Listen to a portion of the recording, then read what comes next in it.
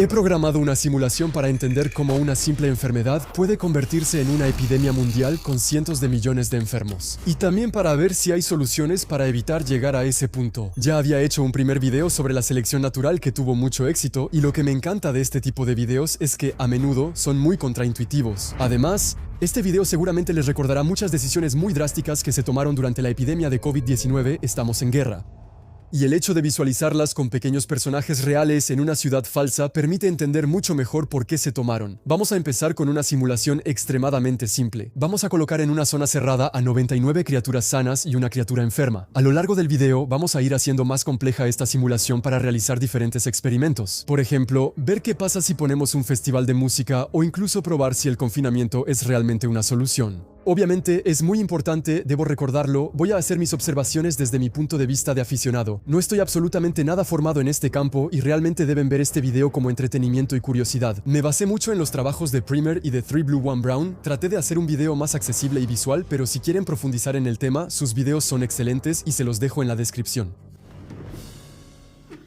Bueno, en este video no van a ver esos grandes bloques de números que son todas las estadísticas que recolectamos en nuestra simulación. Los transformo en gráficos para que sea visual. Pero si usan la IA en su vida diaria, saben que es el tipo de documento que le pueden enviar para analizar. Y la mejor herramienta para eso es Mammoth.ai. Para simplificar, Mammoth.ai es una plataforma que reúne todos los mejores modelos de inteligencia artificial del mercado en una sola interfaz. La principal ventaja es precisamente este enfoque multimodelo. De entrada, económicamente, sale mucho más barato que pagar una suscripción con cada proveedor por separado, ya que el acceso a todo su catálogo empieza desde 10 euros al mes y tienes acceso a la versión premium de todas las IA, y además de eso, aprovechas el hecho de que si una respuesta de una IA no te convence, puedes, con 2 clics, así, intentarlo de nuevo con otra, ya sea Claude, ChatGPT, Mistral, Gemini o incluso DeepSeek. Siempre es útil comparar varias IA y no depender solo de una. También es súper efectivo cuando generas imágenes. Si le pido a ChatGPT que imagine cómo podría verse mi simulación, esto es lo que me habría generado, y aquí esto es lo que Gemini me habría generado, lo cual es completamente diferente. Y si regreso a mi documento del principio, lleno de cifras, puedo probarlo con su nueva función, el modo agéntico. En resumen, es un modo que divide una gran tarea de procesamiento de datos y creación de archivos en muchas subtareas delegadas a agentes de IA para obtener resultados más avanzados. Por último, si trabajan con datos sensibles, sepan que es una empresa francesa. Están sujetos a las normas europeas, es decir, no van a conservar sus indicaciones y sus datos no se usan para entrenar el modelo de los proveedores. Todo sucede en Mammoth.ai. Les dejo el enlace en la descripción por si quieren probarlo ustedes mismos y ver si les conviene. Entonces, este es nuestro mundo cerrado. Es extremadamente simple. Hay 250 pequeñas criaturas que viven moviéndose de manera aleatoria. Son verdes, eso es porque están sanas. Y vamos a colocar una sola criatura enferma que, por lo tanto, es roja. La regla es que si una criatura enferma toca a una criatura sana, hay un pequeño porcentaje de probabilidad de que la contagie. Si eso pasa, se vuelve enferma y puede contagiar a otras. Básico. Todavía no hay un sistema de curación ni de inmunidad por ahora. Mientras les hablaba, han pasado 15 minutos en mi simulación. Obviamente, la estoy reproduciendo en modo acelerado y todavía solo hay una persona enferma. Aquí les genero un gráfico en tiempo real para ver la evolución del número de enfermos. Ok, vamos más rápido. Ahí, ahora sí, se está contagiando un poco. Pero es muy lento. La enfermedad realmente no se propaga de golpe. Tenemos 2 infectados, 4, 5, 6. Bueno, vamos a dejar que esto siga corriendo aún más rápido. Y les dejo imaginar cómo podría verse este primer gráfico. Nada sorprendente, todos se enfermaron, pero podemos ver que el gráfico de la evolución parece una exponencial. Al principio, la enfermedad tarda en instalarse y de repente explota, todos se contagian, y así es como se ve una epidemia. Fuera de eso, por ahora no aprendemos mucho. Para agregar un poco de realismo, vamos a añadir un nuevo factor, la recuperación. Obviamente, si no se puede curar, el 100% de las personas se enferman, pero el 100% de las personas se enfermarán si pueden recuperarse. En la vida real, rara vez estamos enfermos toda la vida. Nuestro cuerpo combate la enfermedad para sanar, y es incluso mejor que curarse. Uno se vuelve inmune. Cuando el cuerpo ha combatido una enfermedad, la recuerda para que no podamos volver a contraerla. Estamos inmunizados. Si regresamos a nuestro mundo, vamos a empezar desde cero. Excepto que cuando una criatura se enferma, se va a curar naturalmente después de 2 días. Se volverá inmune, y se volverá gris para que podamos visualizarlo fácilmente. Normalmente, la curva roja se va a transformar en una curva gris, porque es la curva de los inmunizados. ¿Y en qué forma?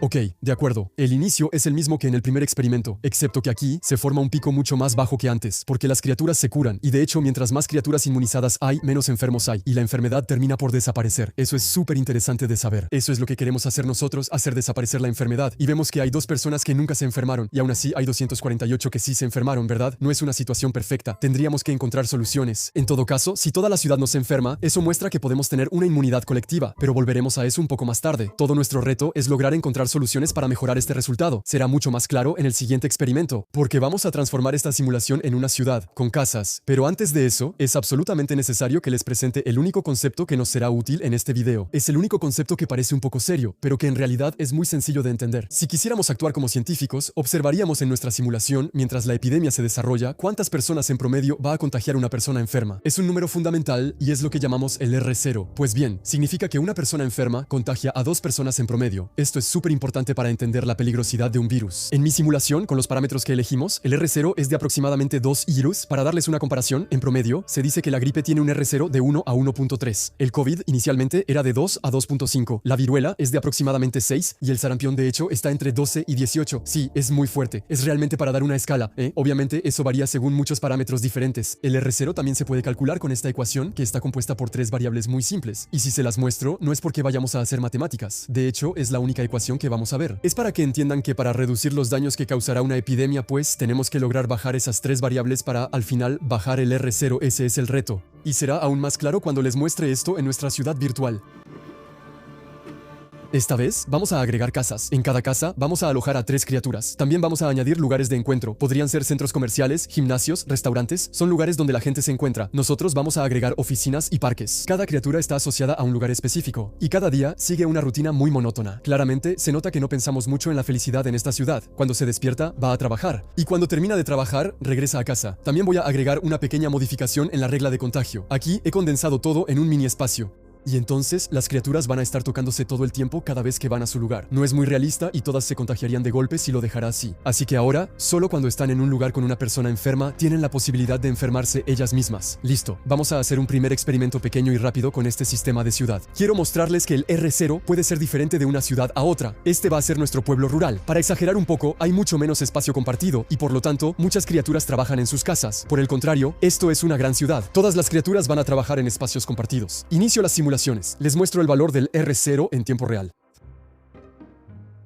Listo, aumenté el tiempo por 20 y vemos que en estos dos mundos el R0 no es para nada igual. El R0 es mucho más alto en la ciudad. Eso significa que el virus es mucho más contagioso en la ciudad. Entonces, lo que hace que un virus sea contagioso no es solamente cómo está constituido, también es cuántas veces las personas se cruzan. Miren, les vuelvo a poner la fórmula del R0. Entonces, en efecto, el número de contactos influye, la probabilidad de transmitir el virus y la duración durante la cual uno está enfermo. Y de hecho, existen soluciones para reducir estas variables y así, al final, reducir el R0. Eso es lo interesante. Si no, no serviría de nada hacer todo esto. Y para mostrarles la importancia de estas 3 variables con mucha precisión, voy a hacer un último mini experimento. Imaginemos esta vez que fijamos el R0, lo vamos a poner en 2 o 2.5 de manera arbitraria. Voy a modificar los parámetros para que sea 2 o 2.5, solo que esta vez tenemos 4 configuraciones diferentes. Les muestro en pantalla las variables que cambian según las ciudades. Bueno, aquí mi computadora se va a calentar. 10.000 habitantes es impresionante. Dejo que todo esto corra en timelapse. Vamos a ver juntos si, con un mismo R0, el gráfico de los resultados con el número de enfermos va a cambiar. Ya sea que tengamos 1.000 o 10.000 personas o que la enfermedad dure 2 días o 10 días, es vital porque realmente es este gráfico el que nos muestra si una epidemia fue violenta, si logramos controlarla. Y ahí está. Ese es el pequeño resultado contraintuitivo. El gráfico siempre es más o menos el mismo. En porcentaje hay la misma cantidad de personas que fueron afectadas. La altura del pico es casi idéntica. Y entonces, en realidad, no importa el tamaño de la población ni la duración de la infección, eso no cambia el resultado final. Para cambiar el resultado, eso es lo que tenemos que lograr bajar. Quizá podríamos empezar por cerrar los lugares más populares, como los lugares para salir de fiesta. Bueno, todavía no los he puesto. Voy a poner uno entonces. Miren, ahí está. Aquí pongo un festival de música súper popular. Cerrar los lugares de fiesta es una decisión que afecta mucho el ánimo. De verdad, eso fue de lo que más se habló. Pero para entender por qué hicimos eso, bueno, les voy a ilustrar de manera caricaturesca por qué tuvimos que cerrarlos justamente con este festival que vamos a abrir. Este festival es un evento que va a ocurrir todos los viernes en nuestra ciudad. Es tan popular que el 100% de la gente va. Ya lo ven venir. Obviamente, esto se va a descontrolar. ¿Pero hasta qué punto? Bueno, voy a iniciar la simulación. Creamos una incubadora gigante. El R0 subió muchísimo. Hasta 6 se estabilizó en 3 después del festival. Estamos lejos de los 2 a 2.5 anteriores. Y el pico es altísimo. Todos están enfermos al mismo tiempo. Es el peor escenario posible. Si todos están enfermos al mismo tiempo, nadie trabaja, los hospitales están saturados. Pero si cerramos ese lugar, reducimos el número de contactos y por lo tanto, bajamos el R0. Por eso lo hacemos de manera gradual. Vamos a empezar por prohibir las reuniones de más de 100 personas y poco a poco vamos endureciendo la regla, prohibiendo los conciertos, los antros y al final quizá hasta los restaurantes en el peor de los casos. casos. Eliminamos cada vez más puntos de contacto posibles para tratar de aplanar la curva y así los hospitales, sobre todo, puedan manejar mucho mejor la epidemia. Ahora, vamos a probar el extremo opuesto, confinar a la población. ¿Realmente es milagroso? Eso significa que vamos a prohibir completamente los puntos de contacto. Aquí está la regla de este quinto experimento. Cuando se detectan 54 contagios, se cierran los lugares compartidos. ¿Qué va a pasar? Al principio, como siempre, sube lentamente y luego ahí empieza a aumentar y ¡pum! Ahí confinamos. Bueno, sin sorpresa, el resultado es contundente. Ahí pues, aplanamos la curva por completo. Es una prueba perfecta. En la realidad, nunca es tan perfecto. A pesar de un confinamiento, las personas siguen viéndose, trabajando, etc. Pero efectivamente, eso permite realmente frenar la enfermedad. Es una solución extrema porque, bueno, limita la mayor libertad de las personas, que es la libertad de movimiento. Eso afecta el ánimo, incluso crea muchos problemas económicos. Ni hablar de la situación de los restaurantes durante el COVID, por mencionar solo ese caso. Así que no estaría nada mal encontrar soluciones menos drásticas. Si retomamos nuestra fórmula del R0, también podemos influir en esta segunda variable, la probabilidad de transmisión. Imaginemos, por ejemplo, que implementamos las famosas medidas de prevención. Digamos que las criaturas deben mantenerse a 1 metro de distancia entre ellas en los lugares compartidos, que se van a lavar las manos, que van a usar cubrebocas. Y bueno, de manera muy arbitraria, vamos a decir que eso reduce en 30 el índice de contagio. Les muestro directamente la gráfica de cómo habría quedado. Pues bien, de todas formas logramos aplanar la curva. Funciona muy bien y claramente es una medida menos restrictiva en la vida diaria. En las otras decisiones de las que ya han escuchado hablar, está la noción de poner en cuarentena. Es lo que hacemos sistemáticamente, por ejemplo, cuando hay una nueva enfermedad que se importa a Francia. Inmediatamente ponemos a los primeros pacientes en cuarentena. Primero, vamos a agregar las pruebas de detección en la simulación. Es un poco como las famosas pruebas de COVID que nos hacían hacer al menor síntoma de esa enfermedad. Y después agregamos hospitales, algo bastante bueno en época de epidemia. La regla es que cuando una criatura se enferma, se le hace una prueba de detección después de 12 horas, luego va al hospital para ser aislada hasta su recuperación. Si retomamos nuestra fórmula del R0, aquí estamos atacando la tercera variable. Reducimos la duración infecciosa. Pues sí, en esta situación perfecta, solo durante las primeras 12 horas de la enfermedad somos contagiosos entonces. Y digo perfecto porque, una vez más, en la realidad es mucho menos perfecto. Así que los resultados que les voy a mostrar seguramente serán menos impactantes en la realidad con esta medida. Vamos allá. Bueno, esto se vuelve repetitivo, ya entienden este gráfico. El color que cambia es el morado, son las cuarentenas, y efectivamente, la cuarentena también es una medida eficaz. Menos eficaz que un confinamiento total, pero mucho más fácil de implementar en la vida diaria. Es menos restrictivo, solo estamos confinados si estamos enfermos. El pequeño detalle, de hecho, en la realidad, es que hay que saber que algunas personas son asintomáticas, son portadoras de la enfermedad, son contagiosas, pero no saben que están enfermas, y entonces pues no se hacen la prueba. Y también hay... Bueno, no lo menciono, pero las personas que se niegan a ponerse en cuarentena. Hay muchas, de hecho. Es importante porque, miren, rehice mi gráfico y esta vez estimé que el 20% de la gente es asintomática. Son estas personas en naranja. La consecuencia es que, a diferencia de antes, la enfermedad no se extiende tan rápido, se queda un poco más. Fue aún peor durante el COVID, porque con el COVID, entre el 40 y el 50% de los contagios ocurrían antes de que las personas tuvieran síntomas. Aún más difícil de controlar y se mantiene en el tiempo. Otras enfermedades son mucho más fáciles de controlar porque la transmisión ocurre después de que la persona presenta síntomas. Entonces tiene tiempo de ser diagnosticada y quedarse en casa. La última técnica que quiero probar antes de introducir la muerte, suena muy raro decirlo así, pero también los nacimientos, por cierto, bueno, es la vacunación. Seguro que lo esperaban desde el principio. Es algo por lo que seguramente todos hemos pasado desde que éramos pequeños. Incluso fue uno de los posibles requisitos para obtener el famoso pase sanitario en 2021. Tal vez voy a despertar muchos malos recuerdos en muchos de ustedes.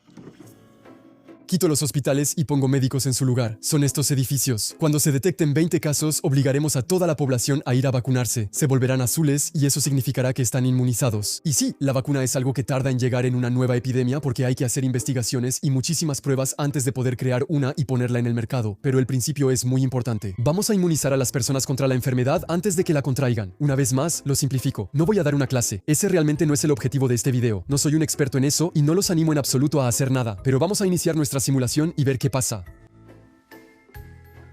Todos se vuelven azules. Es satisfactorio. Un nuevo color. Se transforma en un mundo de pitufos. Y bueno, vemos que esta teoría de la vacuna, si funciona como se dice, es una solución súper interesante. El pico es muy bajo, baja súper rápido. Y sobre todo, en general, hay muchas menos criaturas que se enfermaron. Volvemos un poco a lo que vimos durante el experimento 2, ya sea de forma natural o ahora con una vacuna, terminamos alcanzando lo que llamamos inmunidad colectiva. Puede que para un R0 de 2 o 2.5 bastaría, digo al azar, con que el 60% de la población esté inmunizada para que la enfermedad por fin empiece a frenarse. Y al final, eso incluso va a proteger a las personas que no se hayan vacunado. Solo hay que evitar que todos piensen eso, ¿no? Si no, nadie se vacuna. Como el virus ya no encuentra suficientes objetivos para propagarse, pues ya no logra expandirse. Esa inmunidad colectiva técnicamente se puede alcanzar de manera natural si la enfermedad empieza a afectar a mucha gente. Y vemos en nuestra simulación que el resultado final se controla mucho más rápido con esta vacuna. En el último experimento que quiero mostrarles, voy a agregar la posibilidad de nacer y morir. Y van a ver que solo este mecanismo, paradójicamente, crea algo bastante inesperado. Aquí tenemos una simulación bastante completa donde las personas pueden ponerse en cuarentena, vacunarse, pueden ser asintomáticas, etcétera, etcétera. Modifiqué un poco los porcentajes de manera muy arbitraria para todas estas variables, eso no es tan importante. La única regla importante que vamos a agregar ahora es que nuestras criaturas van a tener una vida de 3 semanas. Y eso, estén enfermas o no, todas van a tener una edad aleatoria al principio y después de 3 semanas de vida, pues mueren y una nueva va a nacer en su lugar. Voy a iniciar la simulación y les voy a explicar mi razonamiento.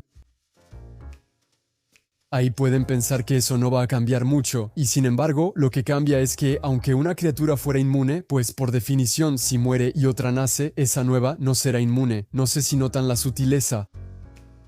Ahora voy a hacer un enorme timelapse de decenas y decenas de días. Y con la gráfica al lado, creo que este es el resultado más satisfactorio de nuestros experimentos. Sí, me satisfacen las gráficas, soy un gran nerd. ¿Qué tenemos aquí? Aquí descubrimos cómo, entre otras cosas, obviamente, una enfermedad puede lograr no extinguirse nunca. Como al principio, tenemos nuestra primera ola de enfermedad. Empieza a bajar, excepto que la población se renueva al mismo tiempo. Y cuando hay suficientes personas no inmunizadas, aparece una nueva ola. La enfermedad se mantiene de generación en generación. Se dice que se ha vuelto endémica. Es el caso, por ejemplo, de la varicela. Todos la agarran cuando son pequeños, luego quedan inmunizados, pero no desaparece con los años. Y por eso hay ciertas enfermedades contra las que se vacuna desde muy temprana edad. Eso es lo que permitió erradicar enfermedades como por ejemplo la viruela. Y podemos pensar que si algún día decidiéramos, bueno, vamos a dejar de vacunar porque la enfermedad ya desapareció, pues tal vez podría volver a aparecer. Es una lucha sin fin. Espero que vean un poco toda la importancia de la ciencia de la epidemiología. Obviamente, esto es solo una introducción súper simplificada con mis conocimientos. Me apasiona pensar que podríamos llegar muy lejos, por ejemplo, imaginando virus que van a mutar y crear variantes o incluso volver los virus mortales. No tomen como verdad todo lo que he podido analizar. Les recomiendo más bien que vayan a ver el trabajo de estas dos personas. Sus videos están en inglés, pero son muy interesantes para profundizar seriamente en el tema. Se los dejo en la descripción. Y si quieren que probemos otras simulaciones, compartan sus ideas en los comentarios y suscríbanse para no perderse los próximos episodios. Fue Johan, besos.